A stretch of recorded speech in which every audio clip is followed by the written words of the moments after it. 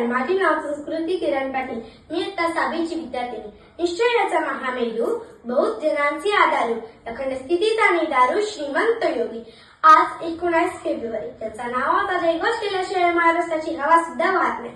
अशा या प्रौढ प्रताप पुरंदर, क्षत्रिय कुलावंतस, सिंहासनाधीश्वर, महाराजाधिराज छत्रपती शिवाजी महाराजांना मी प्रथम मानाचा मुजरा करते. जन्म आणि शिवनेरीवरील मंगलमय पहाड. मित्रांनो, आजपासून सुमारे 400 वर्षापूर्वी महाराष्ट्राची स्थिती खूप भयानक होती. सर्वत्र अंधार होता. परकीय सुलतानांचे जुलूम वाढले होते. आया बहिणींची अब्रू धोक्यात होती. अशा या कठीण काळात जिजाऊंच्या पोटी एक वाघ जन्माला. 19 फेब्रुवारी 1630 रोजी जुन्नरच्या शिवनेरी किल्ल्यावर सनई चौगुले यांच्या सुरा शिवबाचा जन्म झाला. शिवनेरीवर शिवबाच्या रूपाने जणू स्वाभिमानाचा सूर्यच उगवला होता. बालपण आणि संस्कारांची शिदोरी. शिवरायांचे बालपण आजही आपल्या सर्वांना एक आदर्श आहे. माता त्यांना बालपणी रामायण महाभारतातील गोष्टी सांगत असे. त्यांच्या मनात अन्यायाविरुद्ध लढण्याची चिंगी जिजाऊंनीच पेटवली.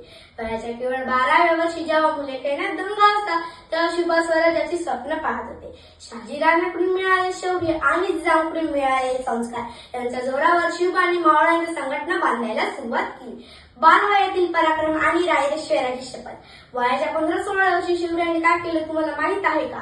त्यांनी पुण्याच्या नैऋत्येला असलेल्या रायरेश्वराच्या मंदिरात जाऊन आपल्या रक्ताने महादेवाला अभिषेक केला आणि स्वराज्य स्थापनेची शपथ घेतली. लगेचच त्यांनी तोरणातीला जिंकून स्वराज्याचे तोरण बांधले. विचार करा मित्रांनो, आज आपण 15-16 वर्षी मोबाईलवर गेम खेळत असतो, पण शिवबांनी त्यावेळेला 2 हात करून बलाढ्य शत्रूशी किल्ले जिंकायला सुरुवात केली. याला म्हणतात धाडस आणि याला म्हणतात नेतृत्व. आजच्या पिढीने काय बोध घ्यावा? शिवरायांच्या बालपणातून आपल्याला काय काय शिकायला मिळते? स्त्री सन्मान. शिवबा लहानपणापासूनच प्रत्येक स्त्रीचा आदर करायला शिकले. आपण आपल्या घरातील आणि बाहेरील महिलांचा सन्मान केला पाहिजे. मैत्री आणि विश्वास. शिवबाने सामान्य मावळे घेऊन स्वराज्य उभे केले. त्यांनी जातीपातीचा भेदभाव कधीच नाही केला. नियोजन आणि शिस्त. महाराज प्रत्येक लढाईचं नियोजन कधीच करत असत. आपण आपल्या अभ्यासाचे आणि जीवनाचे नियोजन केले तर यश नक्कीच मिळेल. मातृपितृप्रेम. आई वडिलांच्या शब्दाला जगणे म्हणजे काय हे महाराजांनी आपल्या कृतीतून दाखवून दिले होते. शेवटी एवढेच म्हणेन की शिवजयंती म्हणजे ढोल ताशांचा गजर नव्हे तर विचारांचा जागर होय.